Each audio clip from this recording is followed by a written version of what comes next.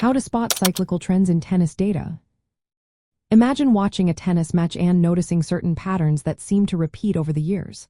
Sometimes a young player suddenly rises to dominance, then fades, only for another newcomer to take their place. These repeating patterns are what we call cyclical trends. To find these in tennis data, start by gathering a lot of historical information. This includes player rankings, win-loss records, ages, serve statistics, and the types of tournaments played. Make sure this data covers many seasons or years. Organize it as a time series, meaning each data point is linked to a specific time, like weekly rankings or yearly results. This setup helps you see how things change over time. Next, look at the data visually. Plot key variables such as player rankings or win rates over time. When you do this, you might notice peaks and valleys that seem to repeat. For example, you could see a pattern where younger players dominate for a few years, then older, more experienced players come back into the spotlight. These rises and falls suggest a cycle.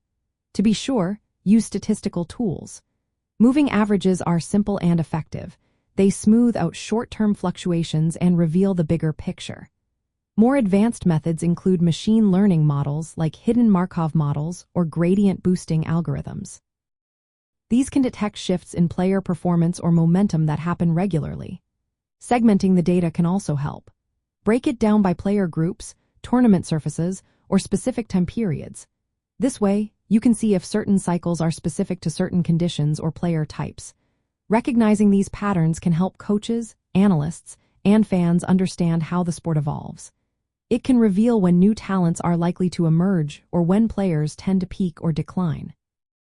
Spotting cyclical trends is about collecting detailed historical data, organizing it properly, visualizing to find patterns, applying statistical methods to confirm the cycles, and interpreting what these patterns mean in the context of tennis.